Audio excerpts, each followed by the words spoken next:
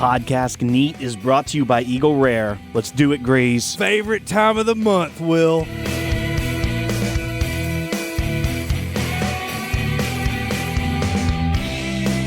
Welcome back to the PodCask Neat. Yeah. I'm Will, here with Grease. Yeah. We're going to go. Yeah. We're going to take some questions. It's what we do. We're going to go a long time. I don't know if we are or not. A short time. We're going to go sometime. Yep. All right, you want to hop into the questions? It's our monthly show. It's brought to you by Eagle Rare. Yep. If you don't know this by now, you're probably new. Welcome. Mm-hmm. I'm glad to have you. This is not our typical show. This is our bonus show, brought to you exclusively by Eagle Rare. Speaking of Eagle Rare, what are you going to say? we just picked a barrel. Yeah, we already talked about that on the show. I know, but for those loyal, I got some good Eagle Rare stuff to talk about. You do? Oh, yeah. Just like in general that I don't know about? Well, yes, clearly you don't know about it. Oh, okay. But that's not because you shouldn't know about it. Like, you should, but I'm going to get right to the questions. All right, this is from Darren, and he wants to know, hey, got a question for both of you. If you had to choose taco or burrito? I'm a big flour tortilla guy. And so burritos, pretty standard to be flour tortilla. Right. If you go and get tacos, sometimes... But like if you get like the street tacos, like the small corn tacos, yeah. And I always feel like I'm not hipster enough if I go to a taco stand. Trust me, you are not hipster at all. If I go to a taco stand and I'm like, hey man, like I want the carne asada tacos. Okay. And they come and they're open faced with corn tortillas. I don't like corn tortillas. They fall apart. They're not really open face. Okay, down face? No, they're just a taco. Like it's still folded in half. How do you know which side is the face or not? You just said open face as though it's like a no topper on a sandwich. That's what open face is. Tacos aren't open faced. Well, you can fold them. All tacos are just folded. Right. Yeah, you can fold them if you want. And then I do like how they double stack those shells. Well, yeah, because they fall apart. Like you said, you gotta have that's extra. Why? I'm pretty sure you gotta have extra oomph. I thought they just gave you more meat and the stuff that could actually be contained if you folded it. So they gave you an extra one so that you could make two. No, it's like a free two for one. No, it's not making two. I mean, I've made two with them. You're the only one. Anyway, I'm the only person. Long story short, I'm a burrito guy. Yeah, it sounds like it. That freaking burrito that oh my God. Burrito California. Yeah, what? In that one? No, in the Hawaiian one. Yeah, well, yeah. I had the California again, though. It's good it's good to teter back and forth a little bit. Sometimes you don't need the chorizo that comes in the Hawaiian. I know exactly what you're talking about. Yeah. It's very, there's a spice in that. Yeah, it's the chorizo spice. Yeah. It's very... It'll get you. It's very... eye-opening is not the word, but you know what I mean? Yeah. All right. I would say I'm probably typically a burrito person. I like tacos a lot, though. I like street tacos, but if I'm going to a Mexican restaurant, I'm typically not. I'm not ordering tacos. If I'm going to like a taco truck, right? I'm ordering tacos, but not like going to El Sombrero. Right. All right. This is from Clint. Oh, great. Do you guys usually agree or disagree on a favorite barrel when doing a pick? Now, this is when I was going to be like, hey, we just brought in the Eagle Rare pick, but it's you and I have been on the same page every time, I think. Nope. See, I'm different. I think we're very close to on the same pages, but almost always my number one is your number two and vice versa. But like we have one, we're like, no. The barrel that we had an opportunity to get with aged ham, we were on the same page. That's fair. Yeah. Tarak's ain't half bad. We were on the same page. I think we were. Yeah. I did like the second one in Tarak's though too. Yeah, we should have gone with that one. I don't know. I love ain't half bad. It's hot. It's still hot. It does drink hot. It's still hot. But did you see Hannah, the spy? Yeah, the spy. She posted, she had a tumbler of Ain't Half Bad and like some scrumptious creation in our podcasters group. You didn't see this? No. Oh, golly. And she said something like mom life, and then Melissa got involved in the conversation. Oh, God. You open up a mom life thread anywhere. Oh, yeah. it's going to go. Let me pull it up here because it's like so much better than your fake nacho things. Let me see where that turned out bad. It was real bad. Oh, I was talking about the saltines with the cheese on. Oh, you're talking. Oh, thought you were talking about my Ritz pizza cheese. No, that things. looked disgusting. It was real gross. All right, so this is it. This is from Hannah, and she put, when you're a toddler mom and a whiskey drinker, and look at that. Oh, yeah, and that's ain't half bad in the glass. Yeah, that it's like, so someone said, "What is that nasty goodness?" That looks like a baguette from Panera stuffed with sprinkles and sour cream. It's a fancy bunt sliced in half and filled with buttercream, then rolled in sprinkles. I could eat that with some whiskey. Dude, the spy's crushing it. Yeah. Living the dream. Living the dream. Yeah. All right. So, Clint, yeah, we're typically very similar on similar pages. We're on the same page, but every once in a while it's like our favorites have a little bit of competition with each other. Whenever Will leans towards a possibility of another one and it is not on my radar, I get borderline adamant upset. I'm like, nope, not. This is it. This is the only one I want. Okay, dadgummit, it's going to end up being awful again.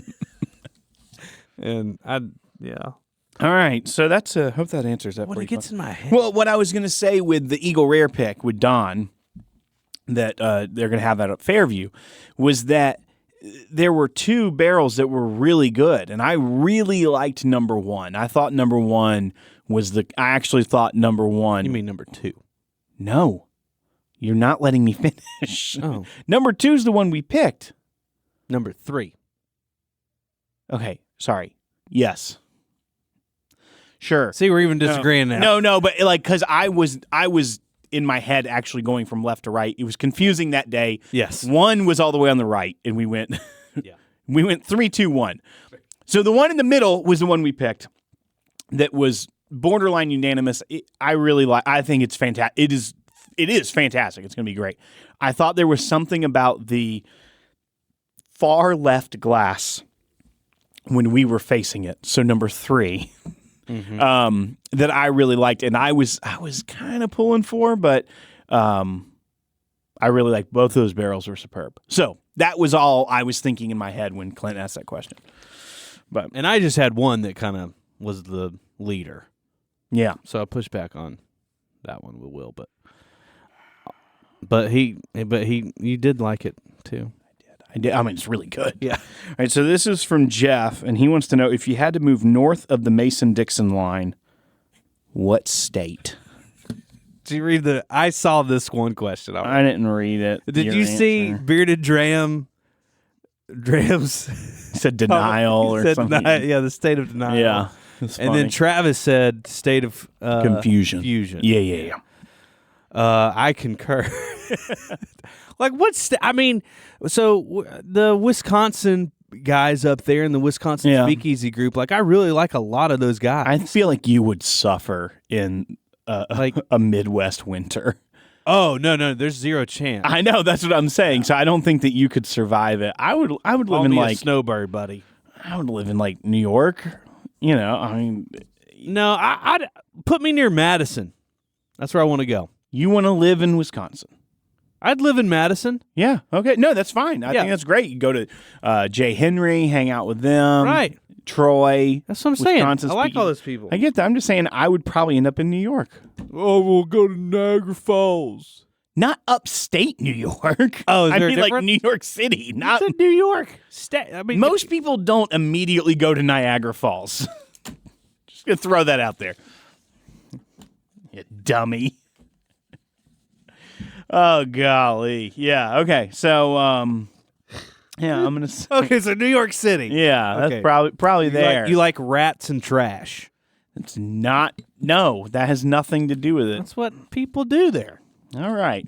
I would actually prefer though, this is north of the Mason-Dixon line. I would just go out west to Colorado. That's something like that is more likely than just making a straight vertical move. Ty could probably make us disappear here and reappear there. Golly, I'd love that. like a card trick. All right.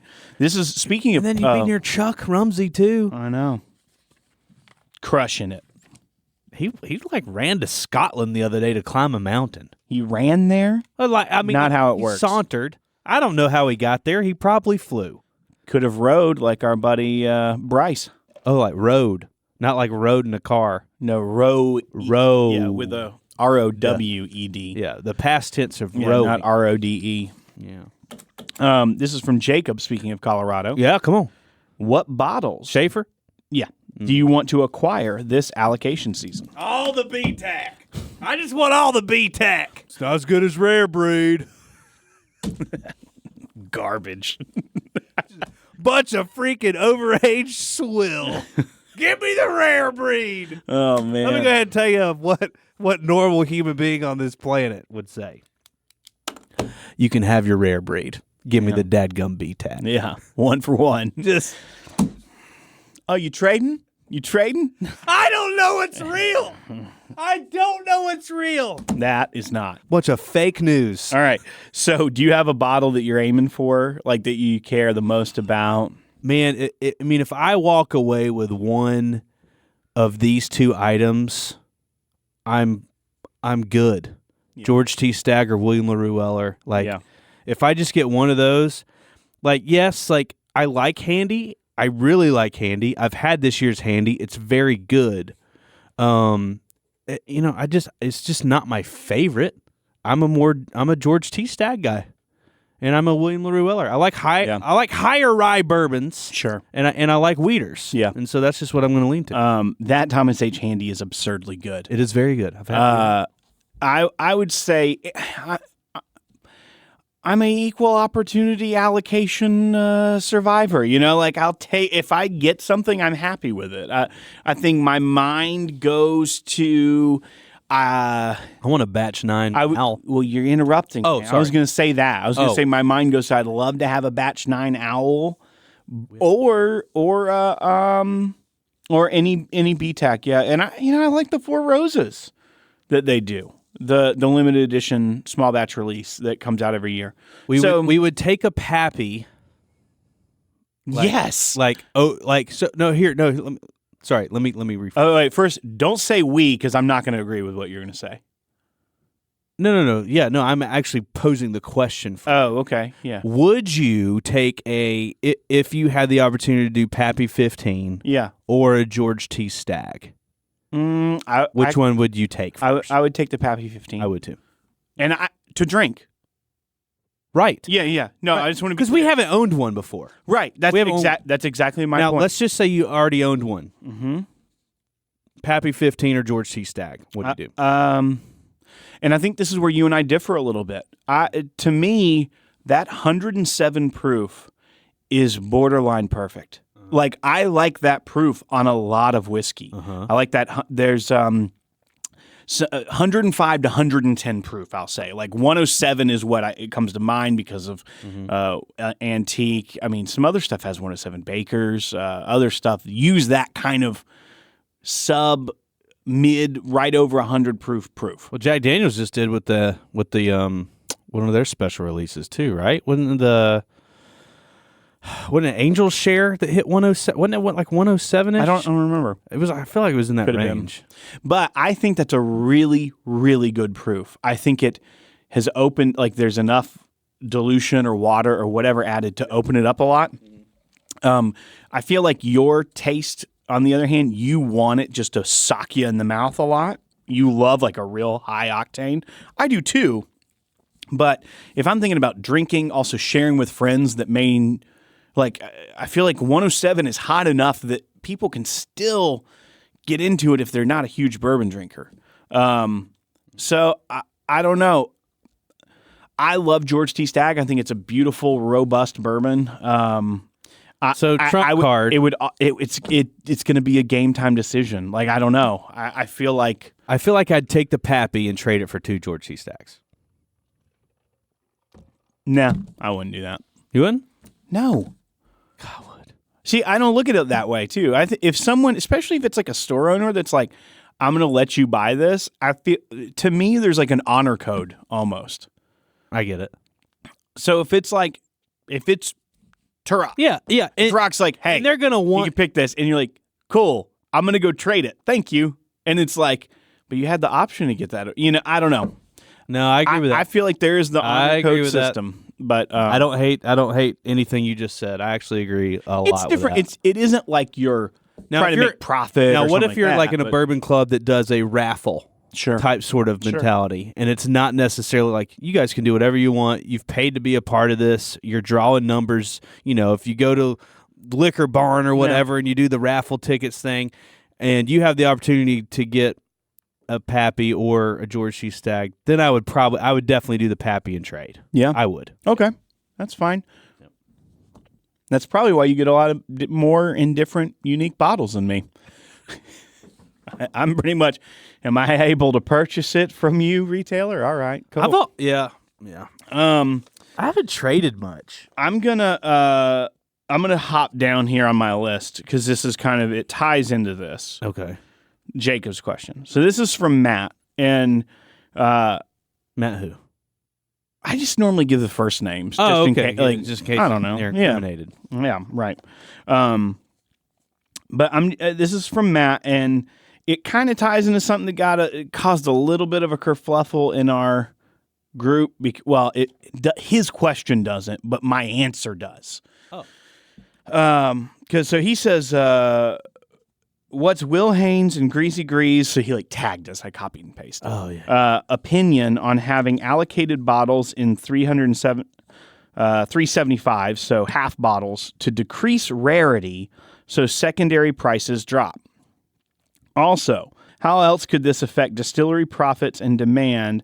Starting to see local store picks use this approach to help with demand. Yeah, you can get 375s in some things. Sure. Yeah. We're huge fans of 375s in general. You can do that. I don't know. For me, I don't like it. I like it for barrel picks. That's not what he's saying. Oh, what is he saying? His question was for allocated bottles. Nah. Right. No, it's a special release. They're releasing it as a full bottle. I'm going to want a full bottle of that, especially because I share them. Right. When I open it, if it's a half bottle, that's, I don't know, it's not going to go as far with friends and among friends, and that's how we operate with our friends. Well, here's the deal, too. It's like, okay, yeah, you offer a Pappy 15 and 375s. Guess what? If a guy wants 750 milliliters, he's just going to buy both. Here's the deal. If you saw, I've got a perfect converse of this, though. If you saw 8 Pappy 15s on the shelf at retail, how many do you buy? And you can buy all of them if you want. How many do you buy? I probably buy all of them. All of them. Okay. Take 375s. Same thing. Well, so double it. To his point, I'd buy all of them. There's several different layers to this. One, making it 375s and decreasing the rarity wouldn't necessarily, sure, it may affect the secondary price to some degree. Think about George T. Stagg. George T. Stagg's yield has gone up exponentially in the past few years. Oh, right. And so a couple $100 come off the absurd secondary value, right? It was $750, now it's $500 secondary. So a couple $100, $300 come off the value. It's still an absurd secondary price jump. So yes, would the retailer probably make a lot more money? Yeah, because they're not going to charge for that $375. They're not going to charge $50. They're going to charge $75. So they're making a 25% increase in profit, where if they're just doing the SRP, right? Because that's kind of how those sizings work. But it's the drop in rarity isn't a direct market mover, and it's where I get so frustrated. This isn't pure supply and demand pricing curve of economics with a quote secondary market. I also don't think that at the end of the day, the distillery is let's release it in 375s to drive down that secondary price. But you know what they do? Hey, people are buying this up like crazy. Let's add 250,000 barrels to our property in a few years, and it's going to take a while because But here's my other point that gets me every time, and it's about the OWL products. And this is the fickleness of the people within those secondary markets, and I'm not trying to sound mean, but saying misunderstanding economics and what the real market factors, fear of missing out, the illicit nature of this, that actually is what's driving prices. And so if you look at Kentucky Owl Rye 3, right, and Batch 2, both of those are charged a premium.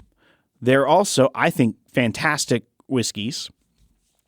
If those were BTAC price, $100 even, I think that they would be sold out everywhere. And they sell really well. They're not, though. They're double that. So what maybe people would be charging a secondary price for in a market.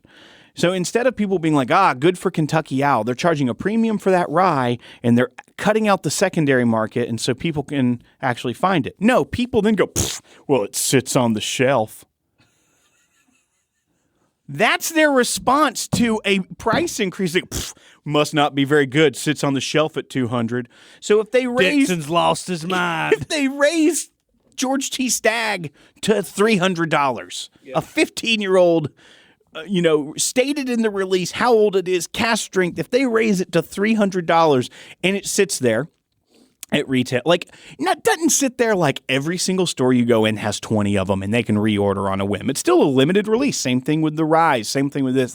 It's not in every store, but it's a little bit more rare. It's a premium product. You go in, would people then be like, George T. Stagg sitting on the shelves everywhere? Do people say that about rare breed?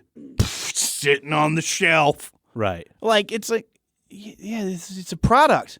I mean, they priced it pretty decently then because it's selling well, and also there's still some for the market to come take. Uh-huh. Don't know. Yeah. There's a lot of things here where it's as soon as someone raises the price, well, that didn't work. Now it's just sitting on the shelf so people can buy it. Kentucky Owl brand's gone to crap. I don't know. Sitting on the shelf. Just sitting there. People can purchase it. The funny thing is yes, it is sitting there right now. But, I mean, you come back next week, guess what? It's not sitting there. Right. For the most part. Unless it's jacked up really high. Yeah. Which some retailers can choose to do that. And then it'll sit there, and then it'll cut the price, and then people will buy it. Yeah. I don't know. I just think it's funny that people, everyone's a pricing expert. You know what? I just feel like you should pay the price of the age. $15 for a 15-year? Mm-hmm. Probably the smartest. Right. Sitting on the shelf, $15. There's no negotiation when it comes to that. Yeah. All right, this is from JB. Given your current bourbon budget, what is the most you would spend on a single bottle of bourbon? What would it be? I think that's this season of the year, I think it's all bets are off. I mean, if I have a Pappy 23 and it's $2.99, guess what I'm spending? Right. $330 after a 10% Tennessee tax. Right. I think that it's kind of like the... and I'd buy 3 of them. Probably. I also have the ability to say, with that, the chances of that one are low. Oh. So, of course, I can be $300. I mean, I don't know. Sitting on the shelf. Yeah, I commented on Bourbon the other day. I was like... Of course you did. Yeah, I was there. I left it again, by the way. You did? Yeah. You did? Yes. I'm going to have to add you. No, I left because of you. I said, I was like, hey, has anybody seen the Pappies or whatever? And I said, well, with the secondary market in shambles, it's just sitting on the shelf down here in Tennessee. Yep, that's why I left. Yeah, it was fine. All right.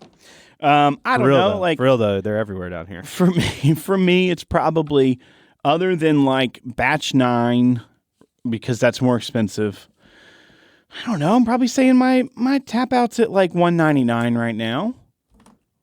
But I'm not going to go walk in and it's not like I'm going to get 10 things. Right. Yeah, it's that's probably my ceiling unless something ridiculous happens. Even Batch 9 though, that's above that, and I don't know whether or not that's going to be an option, but that's probably my one.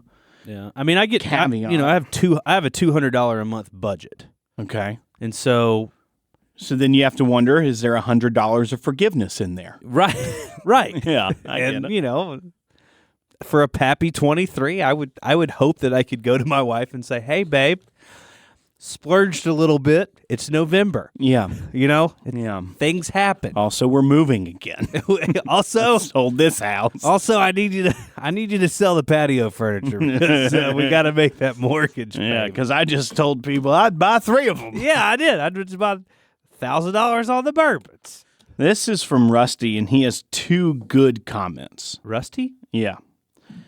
What's his last name? Well, no, I'm just like... his name's Rusty. It doesn't sound like he's rusty.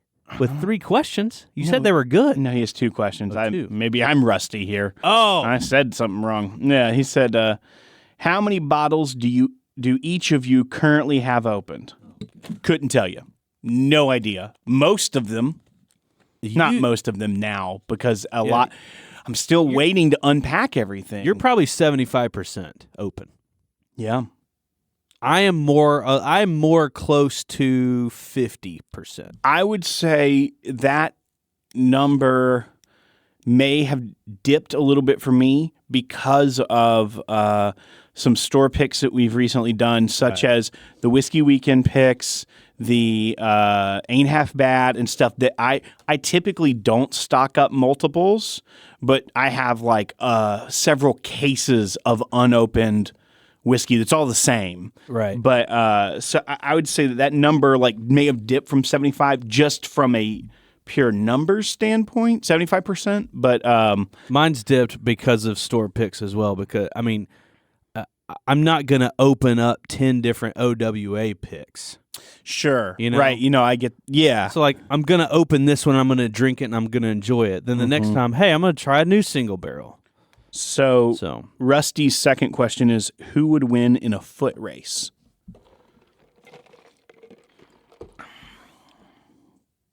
I mean, are like families held hostage situation? You know what I mean? Now or like 2 years ago? Because I couldn't tell you right now. I don't feel like either of us are in like tip-top running shape. No. But like 2 years, I used to run with Jacob a lot. I was in good running shape 6-7 months ago. The West Haven 5K out at West Haven here, it's a neighborhood. You do pretty good? Came 20th overall. You came in 20th? Yes. Okay, then you would win. Yeah, that's what I'm saying. I've never come in 20th in my life. I'm in good shape. I'm pretty quick. Currently not in like my running shape. I'm not going to go throw on my shorty shorts and some Nikes. Well, it's like you got good shoulders. So like once you get those shoulders momentum going, I want to train and I want to do at Whiskey Weekend, maybe batch 3. Just a squatting competition? No, me versus Dixon, 40-yard dash. He's fast. I know, that's what I'm saying. He's doing the marathon. Yeah, and that just could. Can I ride a goat? Stamina. When y'all do that? Like, can I race y'all? No law riding against a goat? it. Yeah. I heard that they've got goats up there. In Kentucky? Mm-hmm. Yeah, they have them here too. I mean, not a lot. I've seen them. Well, they always say, like, Kentucky's goat. Or the goat. The greatest of all time? I don't know. Oh. Maybe. All right. I'm just saying they say that Kentucky's the goat all the time, so I'm assuming there's a bunch of goats. All right. Let's I want to take a quick break here from our goat discussion. Yeah, to talk about the wings. Talk about Eagle Rare. They are the exclusive sponsor of this show. Eagle Rare Neat comes to you each month, and it's where we take listener questions. We thank them. Eagle Rare, delicious 90 proof 10-year age-stated bourbon. We love it. We drink it often. We like to pick barrels of it. We like to see how delicious it is. And I drink it on Saturdays in the fall because I love Eagle Rare on football game day, drinking it neat. But I did want to announce, last year we talked about the Eagle Rare Life Award.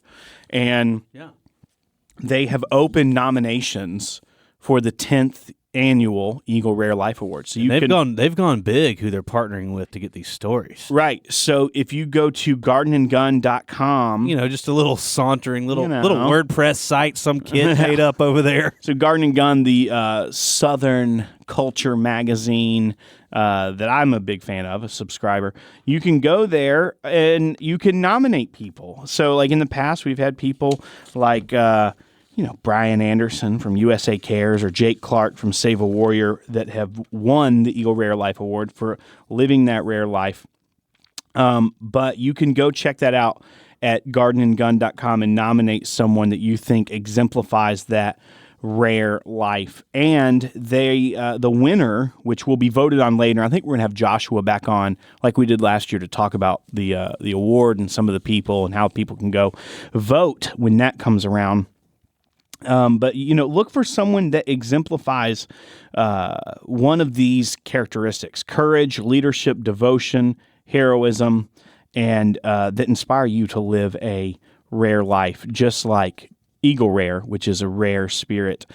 Like I said, gardenandgun.com. I want to read this quote because it's from someone near and dear to our hearts. This is from the announcement of the partnership with Garden and Gun. It says, "We're so proud the Eagle Rare Life Award continues to bring attention to deserving individuals who are leading a rare life," says Joshua Steele, brand manager at Eagle Rare. Oh. These rare individuals are heroes for their cause, community, and charities across the country. It's an honor to help them further their mission through the increased exposure and resources that our award provides.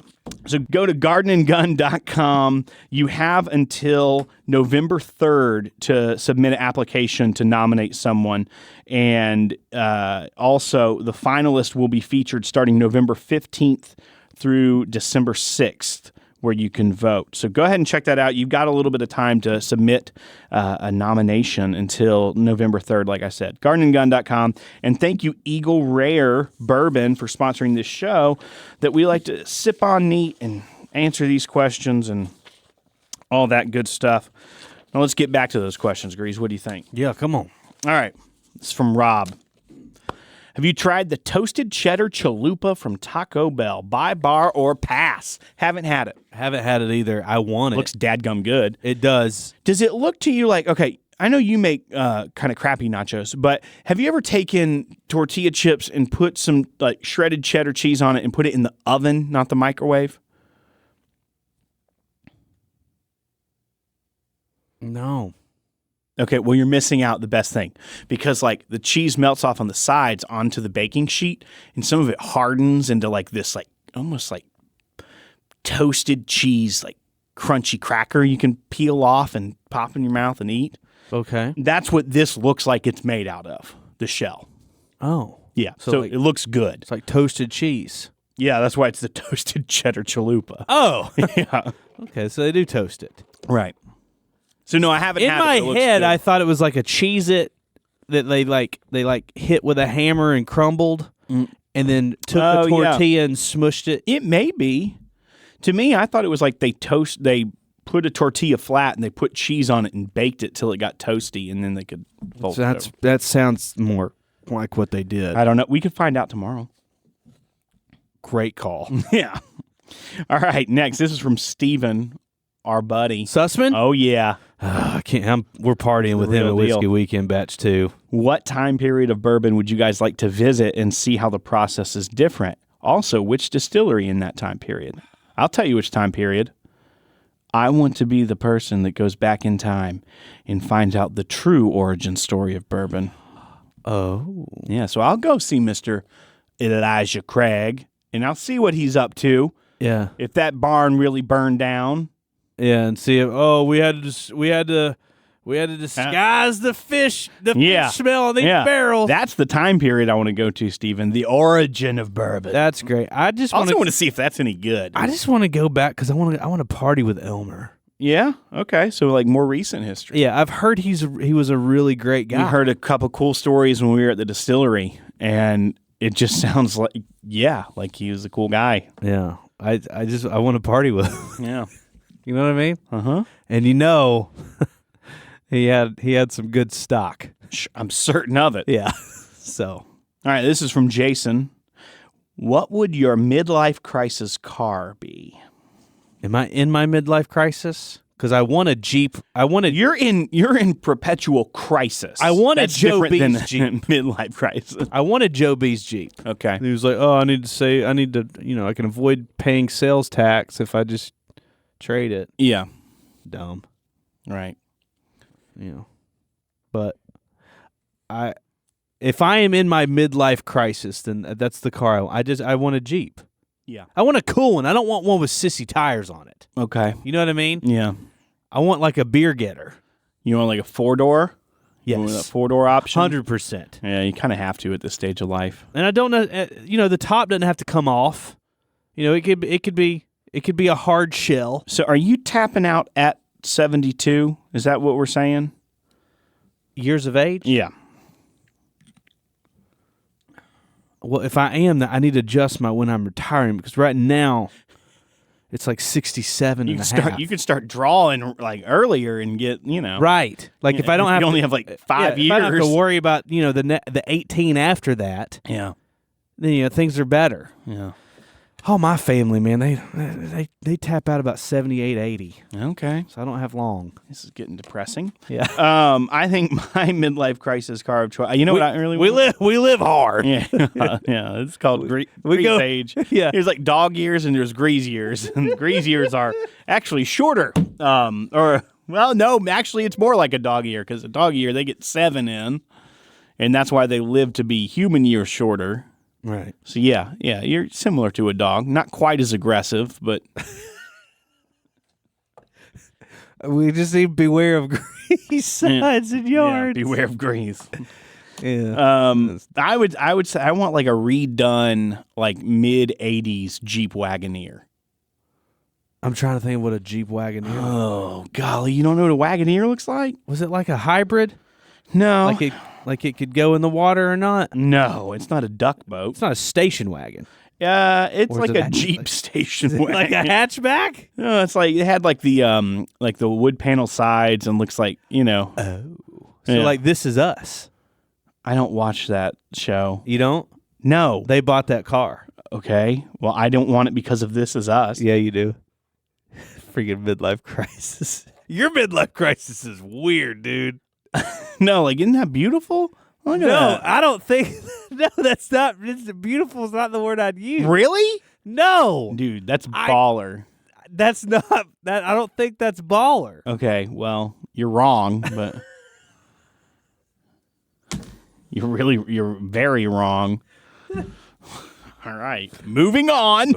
Our palates might align, Will, but our cars. Will likes cool classic cars from the mid '80s, and Grease likes. Okay, classic. I gotta get me a beer getter. I'll give you a classic car, but cool nuts. I saw a old Mustang today driving by on the way to work, and it was like painted matte black, and it had in script airbrush on the side, "Dead Man Walking." Oh. That'd be a good midlife crisis car. Yeah. Dead Man Walking. Yeah. Is that your midlife crisis car? Is that your final answer? Dead Man Walking, Matt Black. Matt Black Yeah. Mustang? Yeah. That's pretty greasy. It is pretty crazy. I'd be into that. This is from Jeremy. He wants to know, this is another allocation question, because that's kind of the season that's upon us. Yeah. November is coming. Not so hypothetical. If you want a raffle for the opportunity to purchase a Pappy 15, but the store's price is $349.99, do you pull the trigger? Why or why not? I need a little bit more information here. Right. Is that the only option? That is my information I need. Right. Because if it's, I mean, Like, hey, we are drawing for the right to purchase the Pappy. I know people buy Pappy allegedly for, 3 times that. Right. Pappy 15. Right. I don't know. I would. If that's $350? If that's my only option. I've never owned a Pappy before. That's true. That's true. $350, yes. I've had it before. If it were like $299, I would be like, guaranteed, no question. But for some reason, that $349.99 looks so. I mean, it is steep. And that's very expensive. And after tax, you're going to be $385 easy. So here's the deal. I look at it. You know what I would not do? Too. I wouldn't get it in trade. No, I wouldn't either. I was about to say. No, here's the thing. Like, we know so many people that have never had. Yeah, I would have Pappy Van Winkle. Buy it, open it, and have a party with it. Yes. Yeah, that's a good call. Right. $350 for like and tell someone else like to get the 10 of your really great friends coming over and having something they've never been able to have before. That sounds freaking fun. Yeah, I would. So if you're into bourbon and you know people that would enjoy it, or you know what you could also do? Find a few friends that really would like to, and like say, hey, go into it. Go in. If we all go in, there's 3 of us. We're gonna get it. We're gonna have people over, but we're splitting the 3 ways cost. Yeah. You know, like $120 each. Yeah. I like that. I think that's a good way to do it. Do you want to do that this year? Just everything we get, we just add it all up and divide it? I feel like we don't have to do that because we're probably going to be pretty on par for par, and it's going to be nominal difference. No, I usually get better bottles than you. Okay, then no. Then every year. Then I'll just drink off of yours and not pay the difference. I'm dropping out of that stupid whiskey club I'm in. The one I've been in for 3 years. You still in it? Well, I mean, I haven't re-upped yet, but yes, I'm continuing to do that, yes. What if I go buy in right now for it? The one that's right next to my house? You can't. Oh, it's closed? Yeah. There's too many people in it. Yeah, well, there always has been. There always has been. This is from Troy. And they did a drawing for Basil Hayden's, Will. Get it. You had to sign up for it. Was it the Caribbean rum one? No, it was regular Basil Hayden. No, it was like it was the Caribbean rum cask one. That's the one that just came out. People were all about. No, it was the rye. Ugh, I've heard that's not good. But it was maybe it was batch 2 or something. I don't know. No, all of the Basil Hayden ones are just stop. This is from Troy. Grease, in your opinion. So this is just for you. Whoa, only for you. Who? From Troy. Couts. I know. Yeah. Grease, in your opinion, do you ever push Will too far? In my opinion? Yeah, it says, in your opinion, do you, that's relating back to the first part, Grease, ever push Will too far? Oh, man. I should ask Samantha. Yes. Yes. Of course. That's fair. Except Will usually just looks at me and goes, I just can't. I just can't right now. I'm sorry. And it's like this, it's in a joking tone, but it's also just like, nah, I can kind of see. All right. It's from Ross. One piece of advice to 18-year-old Will and Grease. I don't know. I had a great 18-year-old? Yeah, I had a great 18-year-old year. Wait 3 years and buy every E.H. Taylor special release you possibly can. Yeah. For reals. Yeah. And then drink them. In Coca-Cola. Buy Big Red 12s. Buy Weller 12s. Buy E.H. Taylors. Yeah. I don't know what else to say. I don't think I have very good advice for myself then. I think I may have been more put together at 18. I was not. Put together. No. I don't know. See, I was great in high school. I don't know. Maybe I always look back because there was a lot of fun activities to do at Auburn and stuff. But there's always man, I didn't do that one thing. So my freshman year of college, there's a few things I'd be like, man, I wish I'd done that, or I wish I'd done that. I couldn't think of them off the top of my head, but I don't know. Do more fun things the first semester of college. I did a lot of fun things though, so. Yeah, I don't know if I would change too much. Yeah, had a good run. Because I'm exactly where I want to be right now. Yeah. You know what I mean? I don't want to screw that up. Right. Yeah, I don't want to screw it up. So, yeah. And I would have spent less money on a couple of individuals. Oh, that I'll leave nameless. Clearly, yeah. Maybe because they were terrible as hell. Put a little bit of money away. One of them had a diet like a 4-year-old. She would be like, we'd go to a Mexican restaurant and all she would get is tortillas and dip them in cheese dip. First of all, Grease. What? I think you need to slow your roll on calling out people for their diets being like 4-year-olds. Mr. I'm putting pepperoni and cheese on Ritz crackers and microwaving them for my dinner. You are the embodiment of a 4-year-old diet. You rebel scum. Oh, man. This is from Ty. Okay, he says, definitely a softball. Need origin stories for how you met Joby and Hoss, Chris Thomas. Okay, well, it's easy. Yeah. Two guys walk into a bar. Yeah, we started a podcast.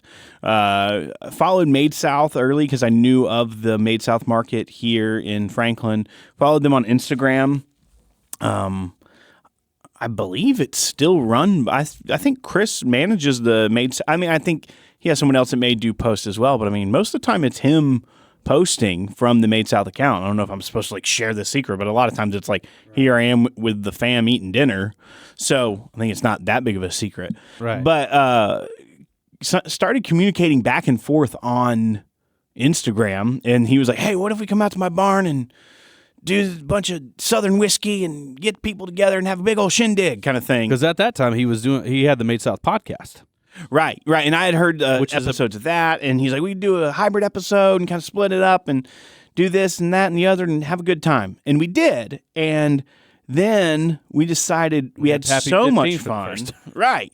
We had so much fun. Chris is like, come out to the barn again. Let's do some whiskey. Everybody bring something, do something or other. And that's how he talks, if you haven't heard him. Right. I've heard that before. And so we went out, and Joe B came to the second one. Ever barn night. Right. Which was a little bit more intimate. It wasn't as many folks. Right. There's a lot of folks at that first one. Yeah, because I think Chris told him, hey, I'm going to open a bottle of Pappy. Y'all come on over. Could be, yeah. It could be what I mean? I don't think he softballed it. So then the second time was fun, and Joe B had just gotten back from Scotland, I remember. He had been on a family trip to Scotland, and we met him, and it was love at first sight. So, yeah. The first thing I remember about Joe B pilgrimage T-shirt on. He on. had a bunch of Jefferson's Ocean at his house. He was a huge Jefferson's guy. I like Jefferson's Ocean. I don't know that he had a ton of it. I know. But like thinking about Joe B now, like I don't sit there and be like, yeah, he's a Jefferson's guy. But you clearly don't go to his house enough. That's the only whiskey he has. Really? Oh, yeah. Really? Yeah. Oh, I didn't know that. Well, he's never invited me. Yeah, there's a reason. Well, I've been over there one time, and it was the pool house. Yeah. He didn't have any whiskey back there. This is from, so that's the origin story. He legit loves Jefferson. Crazy. I'm totally messing with you. On that, yeah. Oh, I could sell it, though. You and Samantha used to go over there all the time because they like y'all. Still do. Yeah. We go over there 3 times a week. It's fine. This is from Eric. Putting together a small bar in our new kitchen. Grease, what are you doing? I'm a cat playing with toys. That's actually why. That is actually the best description of you. Yeah. You're a cat playing with. I'm essentially just a charismatic cat playing with some toys. All right. Eric's putting together a small bar in our new kitchen. What are a few must-have bottles that you don't mind company getting into, mixing, and so on that are a must? I'm going to be 100% honest on picking up Rebel Yell 100. Oh, $16 at Costco right now? Yeah, get that and have that in the bar. I don't know. That and Rittenhouse Rye and you're set. Yeah, have that, Rittenhouse Rye, and maybe have a E.H. Taylor small batch or something that's got like a nice presentation, but it's not going to break the bank, and is delicious to drink neat. And it's a wow factor to people that know something about whiskey. Yeah, like even if at the same time, if someone pours that in Coke, you don't like you're not heartbroken. Yeah, you'd probably be like, I wouldn't do that, but sure, try a little bit of this neat. You encourage them not to just do that, but because at 100 proof, you're looking at the same proof as Rebel Yell, and if Rebel Yell 100 is sitting right there at $16 and not in a tube, do this one. Put that one in there. We used to say Heaven Hill Bottle and Bond all the time, left and right, and I would still say that if it was readily available. I would also say Eagle Rare. Eagle Rare, yeah. Oh, yeah, is a staple on the bar, right? Sure, gotta have it. Yeah. Actually, get. I don't like mixing. I don't like mixing Eagle Rare. I like it at 90 proof. Yeah, you drink it neat. Neat. Yeah. That's why it's called Eagle Rare Neat here that we're on. Oh. Yeah. Drink it neat. Yeah. Get a store pick of that too. We just did. Change your life. Well, we're getting a case of it. Bed pour. Next, Peter. Best activity to drink to. Fishing, golf, or just watching favorite sport on TV, or none of the above. I can't drink and play golf. I like to say that I do. Oh God, I can. No, I do. I mean, I can't play golf in general, but I can swing a club and drink. I do, but by hole 12, I'm exhausted. Yeah. Need to get that stamina up. You couldn't race a marathon with Dixon Deadman on a goat. Zero chance. I'm going to say bowling. All of the above on these. I prefer to be outside drinking if I can, especially in the fall. Top golf. Sitting outside on the back porch because we've had some nice nights recently. I've been pouring some old fashions, sitting out back, and yeah, but what activity are you talking about? Sitting on the back porch. Sitting on the back porch. I like that, but it's like I'm maybe like fishing for mosquitoes. I don't like drinking and fishing. You don't? I don't. Because I used to like drinking beer and fishing. Well, my hands just end up getting like smelling. And like every time I go and drink something, it's just like this waft of either crickets, worm juice, or freaking just scales from a fish. Yeah. So I don't like it. You know what that means? What? Am I cat playing with toys? No, you're too good at fishing. Oh, well, I could have told you that. Catch less fish. And then you won't have scaly, smelly hands. Just enjoy the wake. Yeah. Off of your troll motor. See, in my head, you're just on the bank. Like, you're not really catching anything. Oh, no, I'm on a bass boat. In Auburn, there is this lake you could pay like $5 to get a borderline faux fishing license if you're out of state. And you could fish there at this crappy lake and never pay by the pound that you catch. I wouldn't know. Never caught anything. And so my buddy and I'd go get a case of beer and sit out there and just fish and fish and fish and never caught anything. Never caught. You could also rent a little boat. No, we didn't do that. We sat on the shore drinking and fishing. I need to rescind my comment. Okay. I didn't. I was thinking about at a lake with a bass boat. Yeah. Put me on the ocean. Yeah, I was about to say, now deep sea fishing's different. No. Yeah, no, you need some whiskey. You want me to see if there's heroes any other that have come in later? Come in later? Yeah, like questions. So we're really giving them the content on this. Well, just a couple more. I'm having fun. Yeah, me too. All right, so this one is from I like that Spokane Bourbon Society shirt you got on. Yeah, I think it's Spokane. Is that how you say it? Yeah, I don't know. Well, then why do they have the E at the end? Because they're in Washington State. So it's spoken word? Yeah. Perry Ritter, have you tried Ale 8 and bourbon? If not, what would it take for that to happen? The answer is yes and, not much.